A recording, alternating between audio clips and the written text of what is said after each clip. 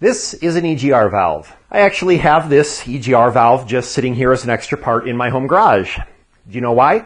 It's because, as very often happens, somebody will bring a car for me to fix, but before they do, they look up the code at AutoZone or something, and in this case, I'm sure they found it had the formula P0400X, where X doesn't matter because it had the word EGR in it, and of course, they went on to the forums and chat rooms, which you know I love.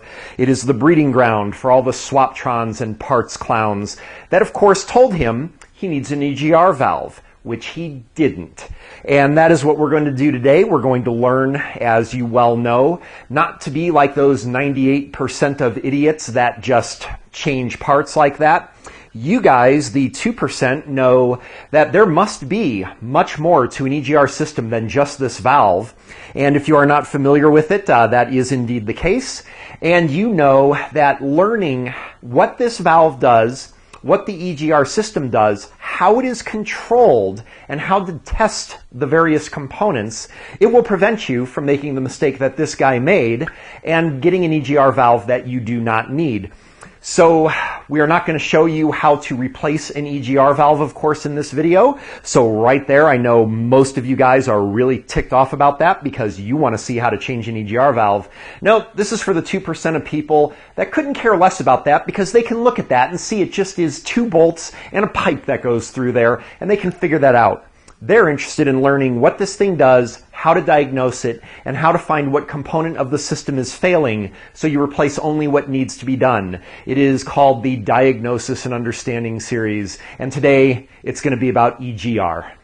And by the way, that 2% has grown to now 12,000 subscribers. I am actually extremely humbled to know that there are that many people that will bypass all of the parts changing videos and how to take stuff apart and everything like that to actually do this much less savory classroom type stuff to learn about these components and learn how to do diagnosis. It's always going to be a minor subset of the greater population, but 12,000 people, I think that may be more than for XM Sirius Radio right now, but it's very humbling. It drives me to make more videos.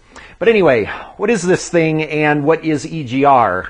So let's go ahead and get to the dry erase board of knowledge and talk about it. So EGR stands for exhaust gas recirculation. And based just on context clues from that, you can pretty much assume what this valve must do.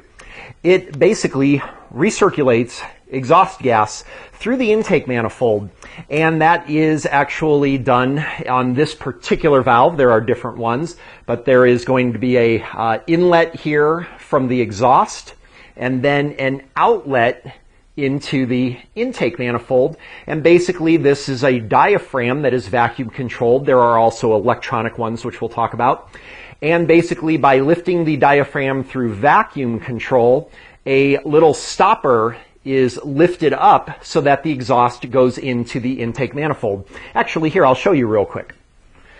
Okay, so what I'm going to do is I'm just going to take a little vacuum line here. I'm going to put the vacuum line onto the EGR valve there, and then I'm actually just going to suck on the other end. Obviously, I'd use a vacuum pump normally, but by sucking on the end here, maybe you can hear it opening and closing. And what we're going to do, I'm going to get a flashlight, and we're going to actually look at this pintle in here. Let's see if we can get a good camera angle on that. Okay, and when I suck on the hose,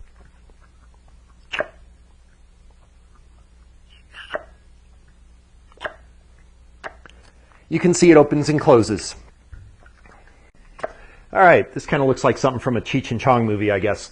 But obviously, the elephant in the room, why would you possibly want to do this in a car?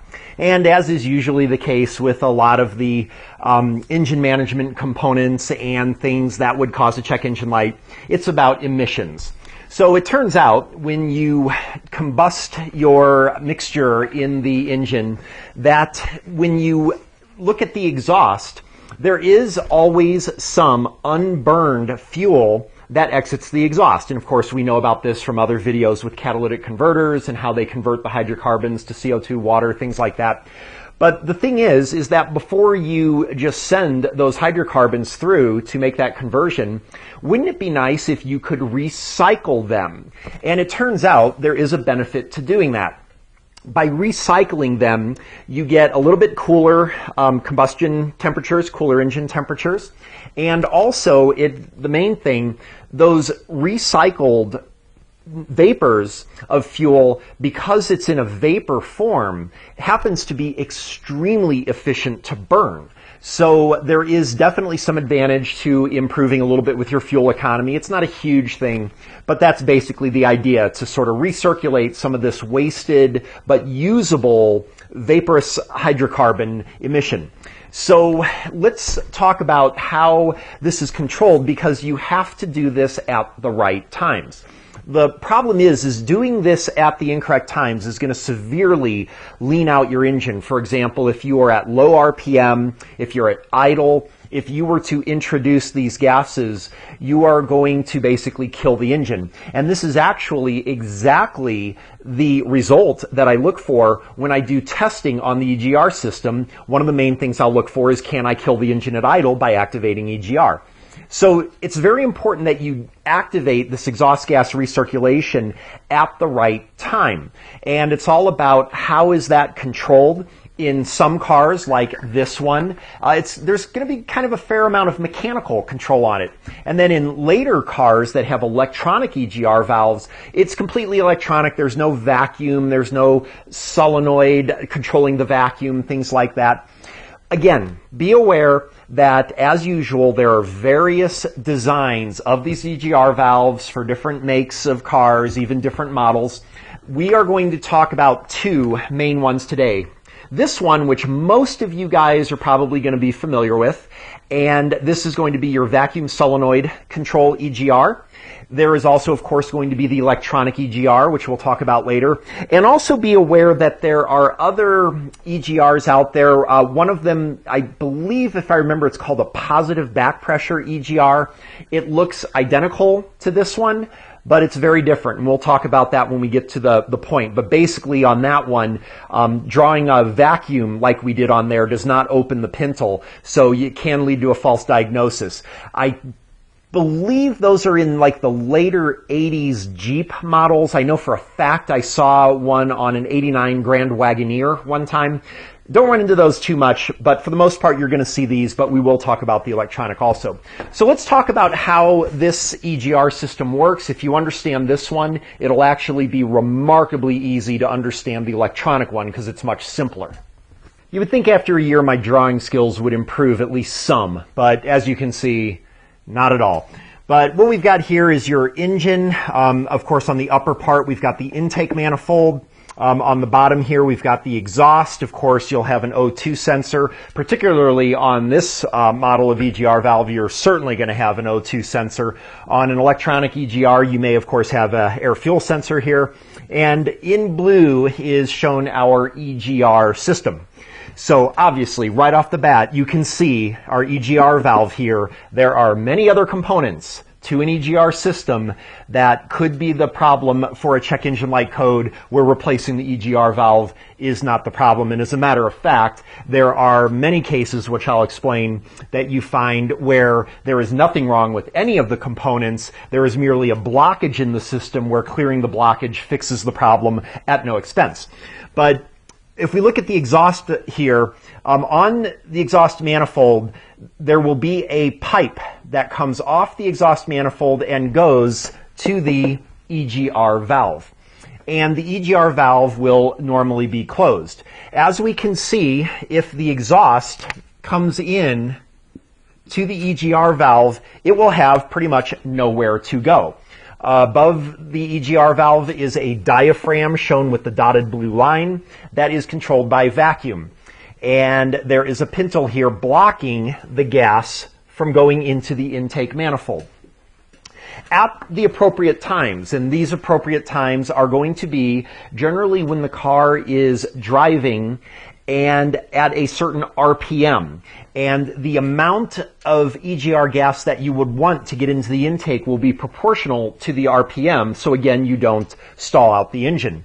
and that is going to be controlled pretty much by your EGR solenoid. So as we can see here, if the EGR solenoid, which is electrically controlled, and these electric controls can have some variance. There may be a positive at all times direct from the battery. There may be a computer-controlled positive. There may be a computer-controlled ground. But whatever the case is, the computer is going to command on the EGR solenoid. And it will have various ways of controlling the duty cycle of the solenoid, which we'll talk about. But basically, when the solenoid, which is normally, of course, closed, opens,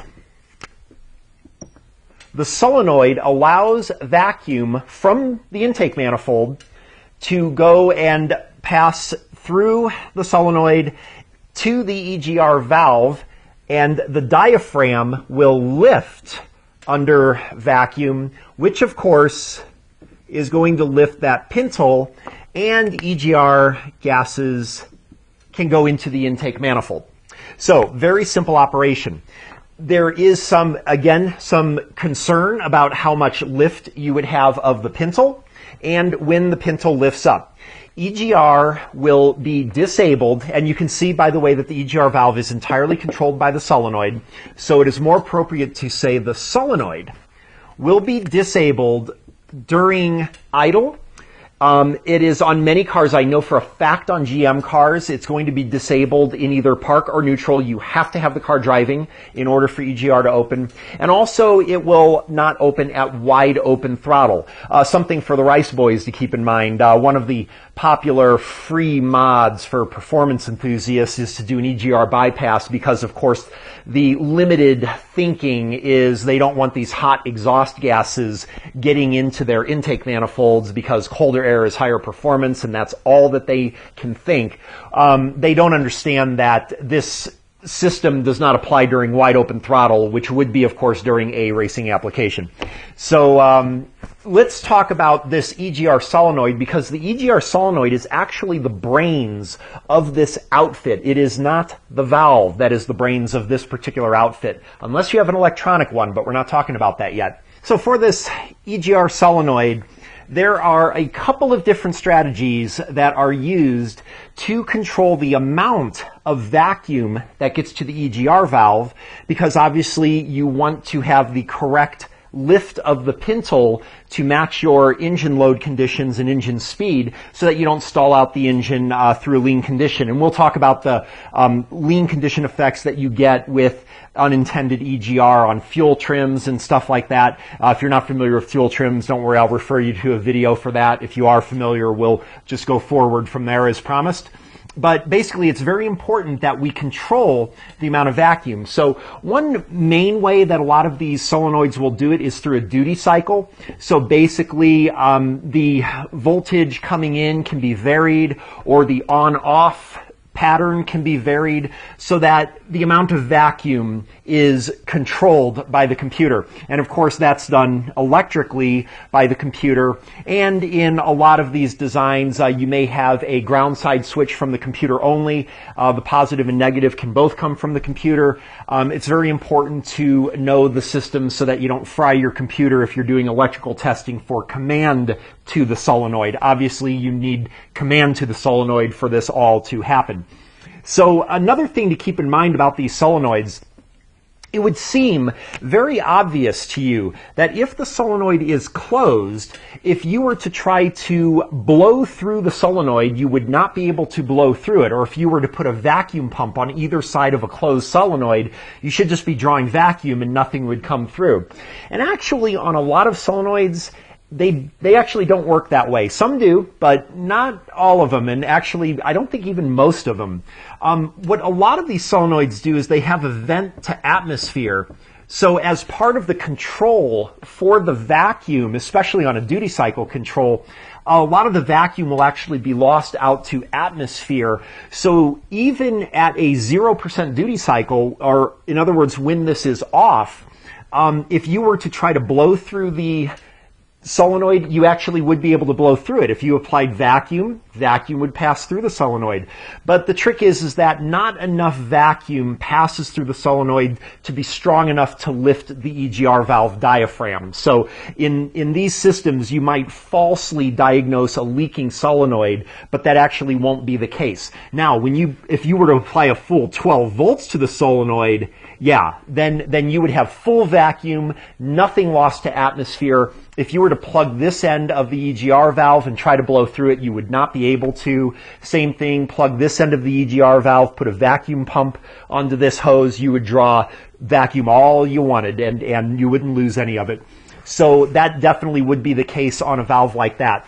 Now, there is another strategy that you can use besides duty cycle to control this, and that would be to control the amount of vacuum that comes in. So as opposed to this design where we've got it directly at intake, you could also have some type of control here to limit or not so much limit the amount of vacuum coming through. And of course, in such an application, the electronic control of the EGR valve would just be strictly on and off, and the vacuum amount from the engine would be controlled. So you can have those two strategies, and it's important to know which strategy you're dealing with when you do the diagnoses.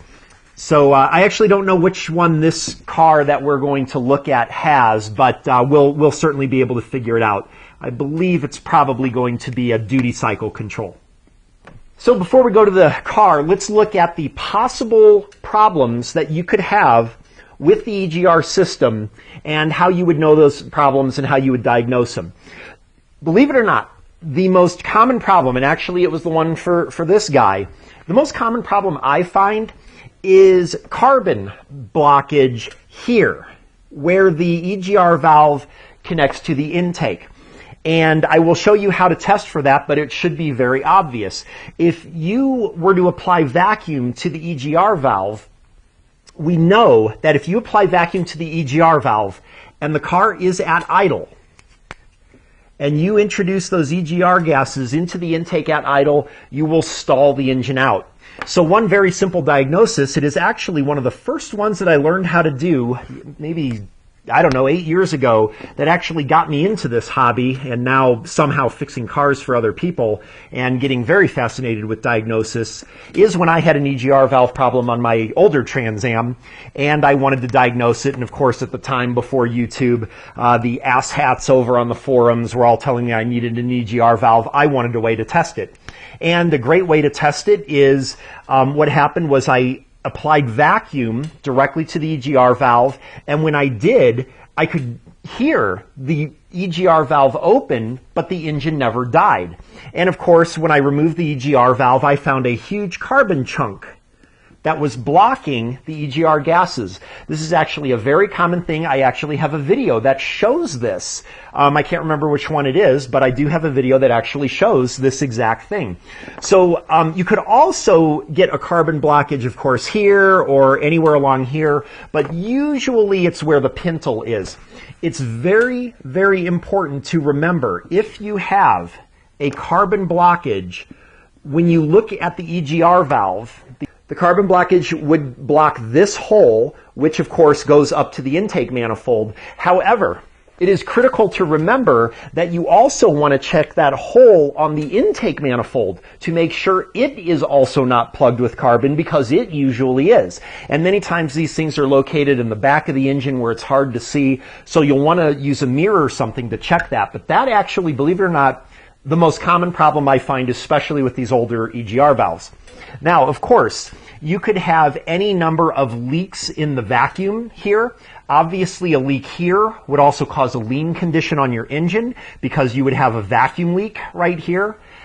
It's very clear that it would also, of course, not allow the EGR valve to open when the solenoid opens. If you have an open here, there is no vacuum. Obviously, you could have an open at this vacuum line from the solenoid to the valve. When the EGR valve is commanded open, the solenoid opens. Then, of course, you would have a vacuum leak here, which would, of course, lean your condition out. during time when the EGR valve was supposed to be open, but you wouldn't get EGR activity. So that, of course, could be a problem. Any number of these issues with your vacuum lines. Obviously, it goes without saying, a problem with the EGR solenoid not opening and closing. That would be a big problem. And of course, any problem where you do not have command to the solenoid because of an open or a short to ground or something like that, anything with the electrical, possibly even a computer problem. So those are your variables, and I will show you how to test for every single one of those things, and we'll do that on the actual car. But before we do, as always, one of the most important things to know is it is very helpful to know many times to understand how the computer knows that there is an EGR valve problem. Because if we think about it, there's several EGR codes that you get. How does the computer know to throw those codes? And there's several codes like the, I think there's a 0401, which is a common one. I think that's the insufficient flow. How in the world, on this system especially, would the computer know that there is less flow of exhaust gas than there should be based on the pintle position? How would it possibly measure that? And then, of course, there are some electrical circuit codes and things. Those would be obvious. The computer clearly is checking on the return line, on the ground, what the voltage is, so it can check some circuitry and everything. But how would it know the flow is incorrect? There's a couple ways that you could know the flow of the EGR valve here. And of course, on an electronic one way would be you would know the pintle position exactly because it's electronically controlled. There is what actually, for all practical purposes, is a throttle position sensor built in with an electronic EGR valve, so that it knows the position of the EGR valve and it would know that it's not correct. There is also, on a non-electronic one like this, a much simpler method that it does. And we've talked, I have a Diagnosis and Understanding video on the MAP sensor.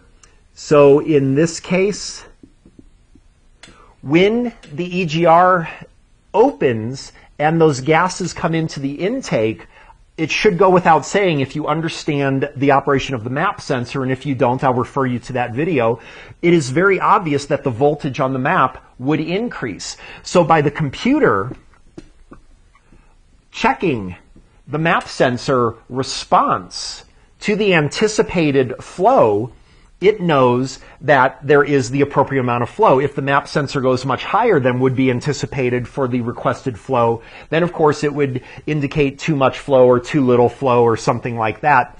Obviously, you can see where a carbon blockage here would certainly cause an insufficient flow error, because the PCM would of course command the solenoid open. Solenoid opens, we get vacuum through there, pintle lifts, but there is no EGR flow through here, no change in the MAP sensor. It is also, I believe, on some systems done through the O2 sensor. Obviously, you would have your O2 sensor trace going along, but if EGR gas comes through into the intake, it is going to have a leaning effect. And of course, your PCM can look and see that there is that desired effect as a result of the EGR. And then of course, with the EGR valve closing, you would go rich for a little bit. So there is validation through oxygen sensor response and fuel trim that the PCM could also use. I'm not positive if systems that use that, but I do believe that that is also a method. It certainly is a method that can be used, but on most cars that I work on, it's usually detected just simply through the MAP sensor. Okay, so all of this will come much, much clearer, both with the repetition and with the actual visual when we look at this on a real car. So what we are going to do is we are going to look at an actual car that uses the vacuum solenoid control type EGR, just like we went over. If you understand that, and if you can learn how to diagnose that system, it is actually easier to do an electronic one in some ways. Both of these systems unfortunately, have some limitations where without a scan tool, you can run into a kind of a big problem. And I anticipate we'll actually run into this problem here because remember, to test command to the EGR solenoid, the vehicle's got to be moving. So we'll see if we can figure a way around that.